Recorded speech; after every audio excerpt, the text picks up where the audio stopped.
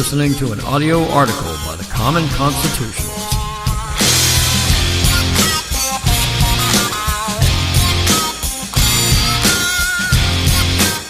Today's article is entitled, CNN's Striking Ignorance of the Federal Judiciary.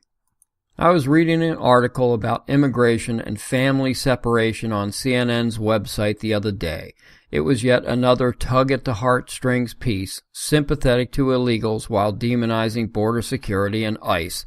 You know, a kill two birds with one stone type of thing. The article began by stating, quote, 6 months after U.S. officials separated them at the border, ICE put a 4-year-old girl on a plane to Guatemala this week so she could be reunited with her father, unquote. According to CNN, the father, who was deported back to Guatemala 6 months ago, lived 8 hours from the airport but only learned of his daughter's arrival 30 minutes prior to her touching down. There was no mention of a mother. The girl would then have to spend another night in a shelter awaiting her father's arrival. Again, not a single mention of a mother. This, CNN says, is a travesty. Yes, it's a travesty that a little girl must spend a few extra hours in a shelter after not seeing her dad for 6 months. The incongruity of this is evidently lost on the geniuses at CNN. So is it just me who thinks that in the grand scheme of things this is not a big deal and that it's no one's fault but the father's? Whereabouts of the mother still not mentioned. Yet despite the stupidity of this scenario and the fact that CNN is telling it, so I'm almost certain we're not getting the whole story, this is not what I found striking. Quote, it's an example, they said, of a reunification effort that remains needlessly chaotic at times, even months after a federal judge ordered the U.S. government to reunite the immigrant families it separated, unquote, CNN wrote.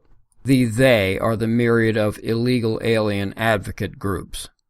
What I find most offensive about this article is that a federal judge can order the government to do anything.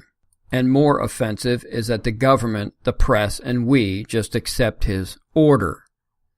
A federal judge has no authority to do any such thing. Have we completely lost sight of the job or function of the federal judiciary? In short, yes. Per Articles 1, the legislative branch, and 2, the executive branch of the U.S. Constitution, the judiciary has no authority to make the law nor enforce the law.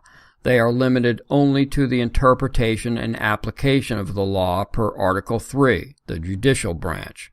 At no point may judges set policy or substitute their political or personal views for those of elected representatives or the people themselves. But don't take my word for it. James Madison, author of the Constitution, wrote in Federalist 47, and citing the Massachusetts Constitution, quote, the judicial shall never exercise the legislative and executive powers, or either of them, to the end it may be government of laws and not of men, unquote. Alexander Hamilton, the new darling of the left, adds in Federalist 78 that, quote, there is no liberty if the power of judging be not separated from the legislative and executive powers, unquote. Yet to CNN and other left-wing advocates posing as news outlets, this is perfectly acceptable. That is, until a federal judge orders the government to do something they don't like. Then it will become a constitutional crisis. Thank you for listening.